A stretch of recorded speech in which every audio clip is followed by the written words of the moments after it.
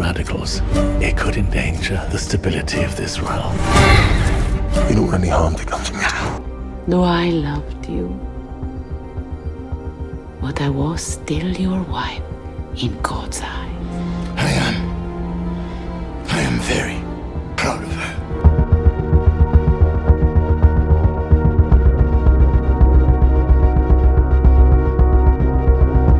Pardon me, my girlfriend's too shy to ask, but could she please have your seat?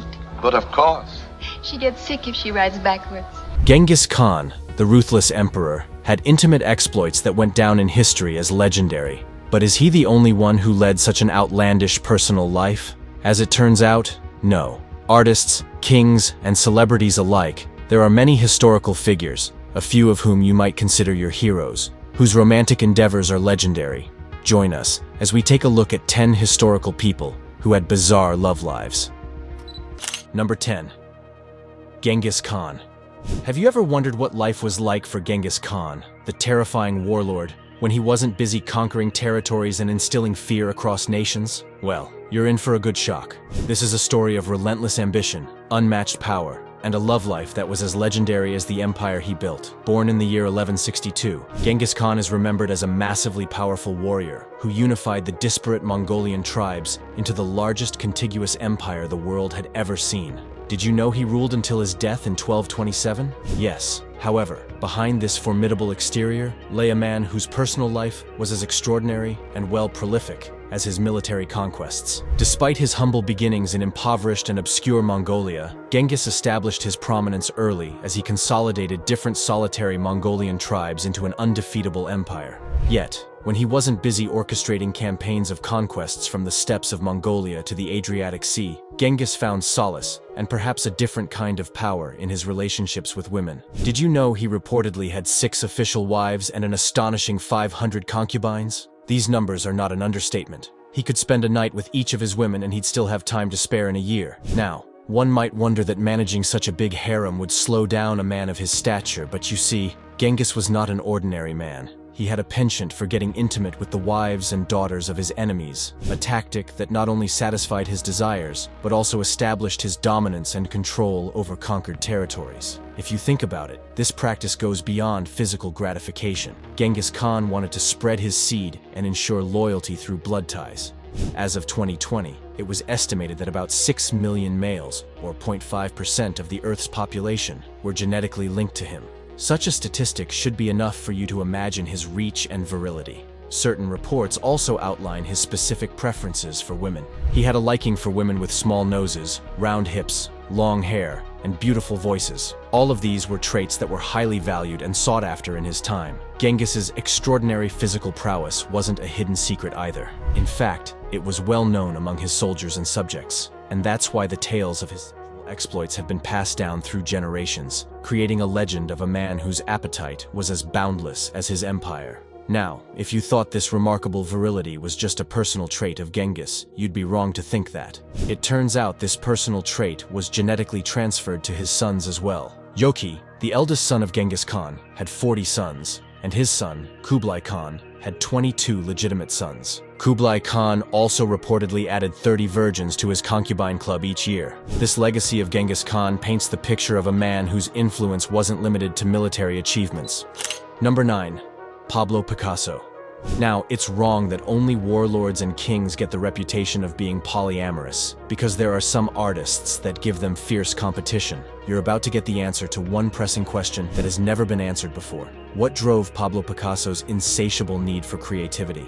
Born in Spain in 1881, Pablo Ruiz Picasso was not only a painter, but a sculptor, ceramicist, and theater designer. A true all-rounder artist whose influence permeates the world of art to this day. If you are an artist, chances are Picasso's genius has touched your work. But behind the masterpieces and the revolutionary art movements, there was a man whose love life served as a muse for his work. For Picasso, women were the reason behind his masterpieces. Isn't he the embodiment of the phrase, "Behind every successful man, there's a woman"? Pablo Picasso was a famously polyamorous man who fell in and out of love with breathtaking frequency. Even though he was married twice, his marriages did not prevent him from engaging in other relationships. So much so that he juggled multiple romantic partnerships at once, with records stating that he struck up relationships with no less than 20 women. Well, those are just the ones that have been reported. It's no wonder that he had multiple relationships, considering Picasso was perpetually in the company of beautiful women, from actresses to models to dancers. His pursuing tactic was simple. Once he felt a spark for a lady, he'd pursue her relentlessly and use his charm and fame to his advantage. One of the most famous stories of his love life is the story of a French model and artist. In 1904, Picasso met Fernande Olivier, and their relationship lasted 7 years. Not that it wasn't stormy and passionate, but Olivier had a ton of influence on some of Picasso's earliest Cubist paintings and sculptures. 20 years later, Olivier penned down memories about their relationship, but Picasso intervened and paid her not to publish them until they both had passed. Apart from Olivier, Dora Maar, a French photographer, was another woman who suffered from Picasso's cruelty. Picasso and Maar met in the year 1935, and also had a 7-year relationship until Picasso had another affair with painter Françoise Gillot. However, Picasso used Maar's heartbreak and pain as his inspiration to create an inspiring work like Weeping Woman. It depicts Maar crying due to the emotional torment of Picasso. He often pitted Maar against other women in a contest for his love and attention, and ultimately led her down the path of deteriorating mental health. Maar eventually ended the affair in 1943, suffering a nervous breakdown and retreating into a life of seclusion. Despite his genius, Picasso's relationships fell apart because he mistreated women. He was known to be abusive and manipulative, with many of his relationships ending in heartbreak and emotional distress for his partners. Take his second marriage to Jacqueline Roch, for instance. It began in 1953 and lasted until his death in 1973. Roch was fiercely loyal to Picasso, even after suffering years of his infidelity and controlling behavior. Even after all this, it's undeniable that Picasso's love life fueled his art and creativity. His relationships, though often destructive, were a source of inspiration, driving him to create some of the most groundbreaking works of the 20th century. Perhaps the greatest irony is that the very relationships that brought so much pain to those involved also gave birth to some of the most beautiful and lasting works of art the world has ever seen. Number 8. Adolf Hitler. Comparable to Picasso, there's nothing out of the world shocking that we can tell you about Adolf Hitler, but there are some secrets that lay hidden in his private life that'll surprise you. Known as the ruthless German military general who launched a brutal campaign of expansion in 1939, leading to the Second World War, Hitler was a heinous man. However, he had a peculiar love life. Firstly, his romantic entanglements were anything but straightforward. His first real relationship was not just shocking, but also highly inappropriate, as it was with his niece, Galie Raubal. She was the daughter of his half-sister, and was staying in Hitler's apartment to complete her studies when she found herself under Hitler's obsessive control. Their relationship, though its physical extent remains unclear, was definitely more than familial. Hitler's possessiveness grew to the point where he dictated her social interactions and attire, a suffocating devotion that Raubal initially found flattering but soon came to resent. Unable to bear the oppressive relationship, she took her own life one morning. But that wasn't it. This pattern of problematic relationships continued with Unity Mitford, a British socialite and relative of a famous British fascist. Mitford was instantly captivated by Hitler and moved to Germany so she could be closer to him. Their relationship flourished in the public eye, with Mitford accompanying Hitler to several important events. However, when World War II broke out, Mitford's loyalties were torn. She begged Hitler not to go to war with Britain, and when he refused, she attempted to take her own life, mirroring the tragic fate of Raubal. Unlike Raubal, Mitford survived, but with permanent brain damage, and she eventually returned to England to live out her days in estrangement from her family. Hitler's romantic life took another turn with Eva Braun, whom he met while still entangled with Raubal. Braun was just 17 when their paths crossed, but she quickly became a fixture in Hitler's life. Unlike his previous partners, Braun showed little interest in politics and spent most of her time away from the chaos of the Nazi regime. Their relationship, though fraught with the strains of war and Hitler's demanding public life, endured through the years. Braun despised the negative attention that surrounded Hitler and the war, which kept them apart more often than not. Despite these challenges, the couple remained together until the very end. As Russian forces closed in on Berlin in 1945, Hitler and Braun decided to marry in the confines of a bunker beneath the city. It was a grim ceremony, conducted surrounded by the ruins of a collapsing regime. Mere moments after exchanging vows, the newlyweds chose to end their lives together. a final act of defiance and desperation. Reports suggest that Braun, unlike millions of other women who idolized Hitler, could have survived the fall of Berlin, but her devotion to Hitler was such that she couldn't imagine a life without him, choosing instead to leave the world alongside her Führer. Number 7. Sigmund Freud. There's no doubt that Sigmund Freud is the father of modern psychoanalysis. Even if you've not studied his theories, there's little chance that you haven't come across jokes and memes made on his infamous concept of the Oedipus complex. Born on May 6, 1856, this Austrian neurologist revolutionized the world of psychology with his method of open dialogue between therapist and patient. When you think of therapists today, you imagine couch time, the intimate, revealing conversations that probe the depths of our minds. Sigmund Freud was the mastermind who brought this concept to life, but beneath his groundbreaking theories lies a personal story that is as complex and controversial as his professional work. Freud's exploration of human sexuality was not just an academic pursuit, it was rooted in his own early experiences. According to sources, young Sigmund had a particularly intense relationship with his mother. He discovered, much to his own later analytical interest, that he harbored a desire to marry her and viewed his father as a rival for her affection. This deep-seated emotion gave birth to what Freud later termed the Oedipus complex, a theory suggesting that children possess an unconscious sexual desire for their opposite-sex parent and feelings of jealousy and rivalry toward their same-sex parent. Freud's feelings were not unfounded. His mother was especially doting on him, and he misinterpreted her motherly love as something more. Despite these unsettling early emotions, Freud's adult life saw him married to Martha Bernays. Their marriage, which began on September 13, 1886, was fruitful, resulting in 6 children. Martha, who stood by Freud throughout his career, must have struggled with the knowledge that her husband once fantasized about his own mother, but it's for sure that this aspect of Freud's psyche influenced his views and theories on human sexuality and relationships. Freud's marriage to Martha was marked by both deep affection and intellectual partnership. She's described as a supportive and loving wife who managed their household and children, providing Freud with the stability he needed to explore the human mind's complexities. However, their relationship was not without its tensions, as Freud's rigorous work schedule and intense focus on his research often left little room for family life, a common plight for many great thinkers. Freud's love life, viewed through the lens of his theories, provides a fascinating glimpse into the personal experiences that shaped his groundbreaking work. Number 6. Mahatma Gandhi. In a daring contrast to Genghis Khan, Mahatma Gandhi, the iconic leader of India's independence movement, was known for his principles of non-violence and chastity. Born in October 1869 in Gujarat, India, Gandhi was married at the age of 13 to Kasturba, who was 14. Their marriage began traditionally enough, but something unexpected happened that shaped Gandhi's future views on sexuality. Instead of staying by his dying father's bedside, Gandhi chose to bed his wife. This decision filled him with guilt, and what followed was bizarre. At 38, in 1906, Gandhi took a vow of brahmacharya, committing to a life of spiritual purity and sexual abstinence. However, Gandhi's interpretation of chastity was anything but ordinary. Gandhi established ashrams where he conducted experiments with chastity. Men and women were segregated, and any hint of intimate talk or behavior was punished. He advised his followers to avoid being alone with their spouses and to take cold baths to curb their desires. Paradoxically, these stringent rules did not apply to Gandhi himself. He had young women, including his grandniece Manu, sleep and bathe with him to test his own self-control. This practice drew considerable criticism and controversy. In 1947, during the period leading up to India's independence, Gandhi took his experiments further.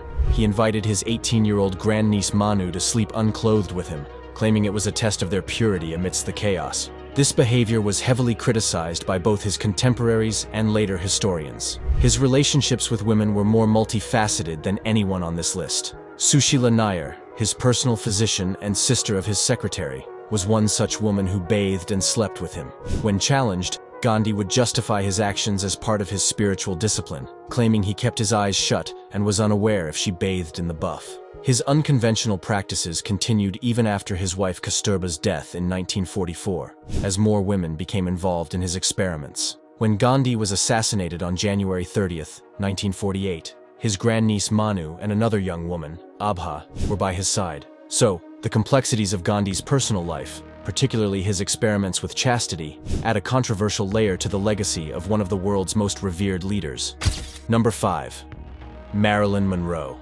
An epitome of modern-day celebrity lifestyle, there was something about Marilyn Monroe that captivated the hearts of so many high-profile men and left a trail of broken relationships in her wake. This blonde beauty lived her entire life under the relentless gaze of the public eye. In her days, she was the sole focus of the world's adoration. As the most popular celebrity of her era, Marilyn was the toast of nearly every man, and as you'd expect from a young, hot, iconic figure, her love life was filled with tons of difficult relationships. Marilyn's first marriage came early, at a mere 16 years old, when she wed 21-year-old James Dougherty, her next-door neighbor and a police officer. This youthful union, however, was short-lived. 4 years later, Dougherty joined the Merchant Marines, and Marilyn's modeling career began to take off, leading to their eventual separation.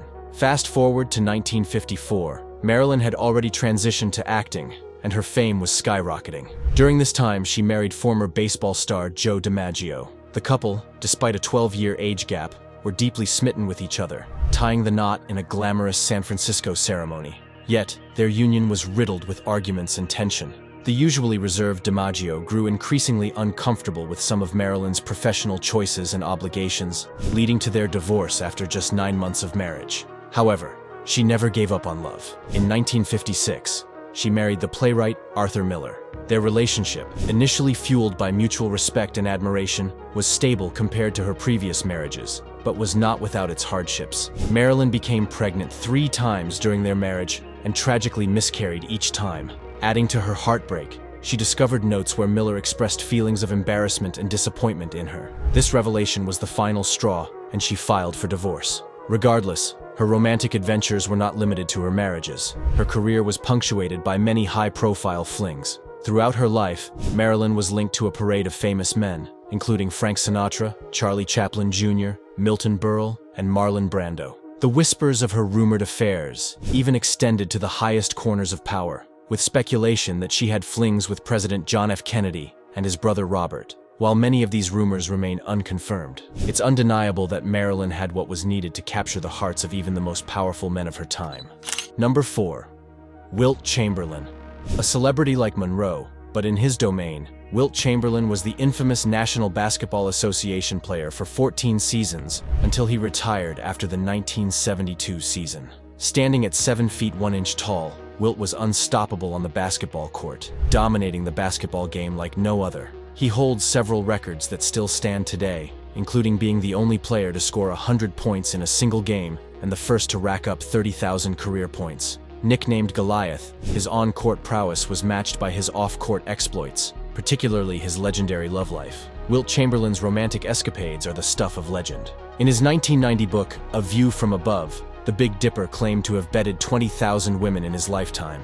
This number raised many eyebrows and invited a ton of criticism, but Wilt never wavered. Descriptive accounts from close friends and acquaintances supported his assertions, and all of the reports paint a picture of a man whose appetite was as insatiable as his basketball skills. Wilt especially enjoyed threesomes, and had the stamina to go multiple rounds with multiple women within a single day. This isn't an exaggeration because Wilt's prowess in this arena was not just a boast. According to legend, he managed to be intimate with about 20 women during a 10-day road trip thanks to his insomniac tendencies. While most people would use the nighttime for sleep, Wilt was out on what can only be described as a romantic rampage. His insomnia meant that while most mortals slept, Goliath was busy conquering hearts with the same determination he showed on the basketball court. Yet, despite his many short-term romantic adventures, Wilt never married. He often spoke about the challenges of maintaining a single, committed relationship, given his lifestyle and the constant attention from fans and admirers. His love life was characterized by brief, passionate encounters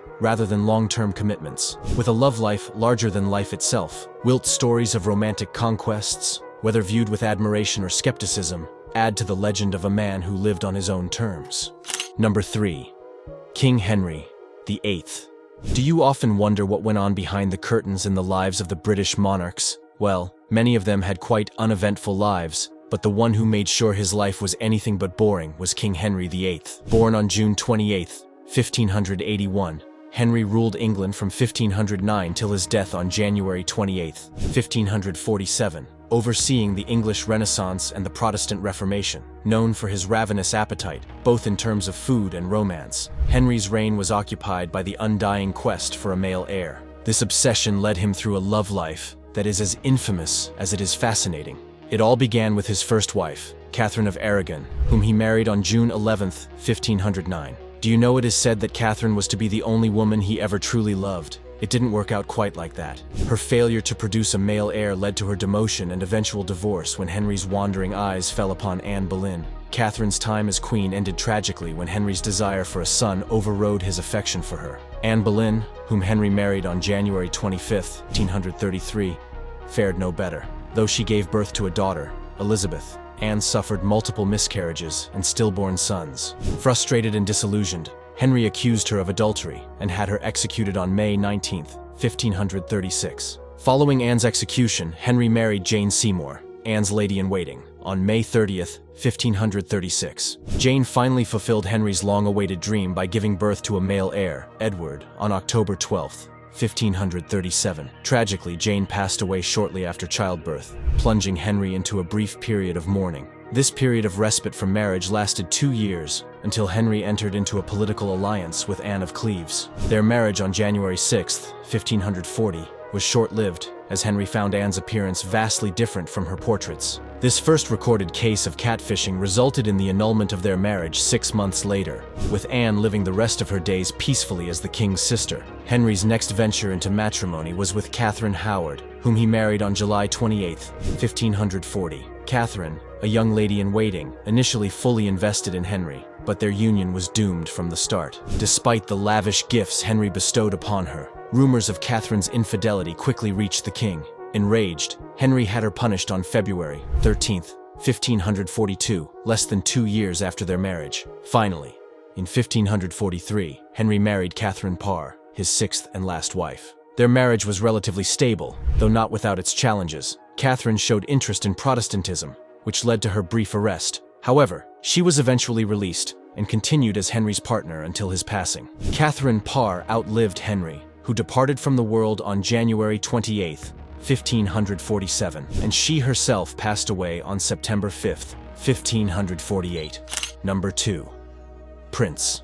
A king of the music industry, and of course, a musical genius, Prince had always been a spontaneous free spirit. Known as one of the greatest musicians of his generation, Prince stood tall in the pantheon of 20th century musical legends, alongside the Beatles, Rolling Stones, and even Michael Jackson. However, as it is with any artist, Prince's eccentricities extended way beyond his groundbreaking music and into the arena of his personal relationships. Even though he was always open to love, many of his attempts to find lasting fairy tale love ended in heartbreak. Prince's first public relationship began in the 80s with singer Denise Matthews, a member of his band. Their romance blossomed with the passion and intensity that often characterize Prince's relationships, but it eventually ended. In the early 90s, Prince moved on to date British singer and model Anna Fantastic. Anna, just 16 when they began dating, became a muse and creative inspiration for Prince. Their relationship, which lasted several years, was just like Prince, a blend of passion and art. Following his breakup with Anna, Prince's heart found solace in Mayte Garcia, a dancer. Their chemistry was undeniable, and they got married on Valentine's Day in 1996. However, their fairy tale romance didn't have a fairy tale ending. The couple went through the heartbreaking loss of 2 children, a grief that ultimately drove them apart. After 4 years, their marriage ended, and it left both partners to navigate their sorrow separately. Despite these setbacks, Prince's quest for love did not wane. You'd think he'd give up by now, but no. In early 2000, he began dating interior designer Charlene Friend. However, this relationship turned rocky when Friend sued him in 2003, alleging that Prince had been excessively controlling, dictating her wardrobe choices and restricting her social interactions. Then, Prince's second and final marriage was to Manuela Testolini, whom he married after meeting her while she was working at a non-profit. But it wasn't like his previous marriages. Testolini was not part of the entertainment industry, which brought a different dynamic to their relationship. Their marriage, which began with hope and optimism, lasted 5 years and ended amicably in 2006. Did Prince stop his quest for love then? Not really. In 2009, he had a brief relationship with Misty Copeland, a well-known ballet dancer. However, that relationship didn't last either. His love life was a mirror of his music, intense, eclectic, and often filled with unexpected turns. He was never shy about expressing his feelings or seeking out new romantic connections, even though none of these relationships had an ending worth remembering. Prince's love life, much like his career, had everything: deep love, profound loss, and everything in between. Number 1. Cleopatra. We know all about the lives that kings, warlords, and celebrities led, but what do we know about one of the most famous queens in history, Cleopatra? Cleopatra, born in 69 before Christ in Alexandria, was not only known for her eye-catching beauty and military mind, but also for her passionate and strategic romantic relationships. As one of the most consequential Egyptian monarchs, Cleopatra's love life has had historians and storytellers curious for centuries. Unlike all the people on this list, Cleopatra's relationships were not numerous, but they were certainly impactful and legendary. How can we forget her high-profile romances with two of Rome's most powerful generals? Cleopatra's ascent to power wasn't easy. After her father, Ptolemy XI, died, the Egyptian throne was left to her and her brother, Ptolemy XII. Initially, they ruled together, but political intrigue and sibling rivalry led to Cleopatra being ousted from Egypt. Desperate to reclaim her throne, Cleopatra sought an alliance with none other than Julius Caesar. This alliance swiftly evolved from a calculated political maneuver into a passionate love affair. In addition to having similar ideas, Cleopatra and Caesar shared deep emotional feelings for one another. Their link was sealed when she gave birth to a son, Caesarion, who symbolized the unification of two powerful empires. Unfortunately, on March 15th, 44 days before Christ, Caesar lost his life, ending their love tale. After his death, Octavian and Mark Antony became the two men fighting for power in Rome. A new triumvirate was ultimately formed as a result of the power struggle, with Mark Antony assuming command of Rome's eastern regions. In 41 BC, Cleopatra first encountered Mark Antony in this setting. The attraction was strong and instantaneous. Antony accompanied Cleopatra back to Egypt, where their love blossomed between lavish feasts, light-hearted practical jokes on the populace, and the establishment of the Society of Inimitable Lovers, a drinking club that served as a metaphor for their decadent and extravagant way of life. 3 kids and a seemingly perfect love story were the result of Cleopatra and Antony's union. However, political ambitions and rivalries soon overshadowed their romance. Antony's decision to distribute land to his and Cleopatra's children provoked Octavian, leading to the dissolution of the triumvirate and a declaration of war against the couple. As Octavian's forces closed in, the once formidable duo faced their tragic end. Misled by a false report of Cleopatra's passing, Antony took his own life. Cleopatra, witnessing the collapse of their dreams and the inevitable defeat, chose to end her life as well, famously ingesting poison on August 12th, 30 BC. Their deaths marked the end of an era and the beginning of Cleopatra's enduring legend. Thanks for watching, and we'll see you in the next one.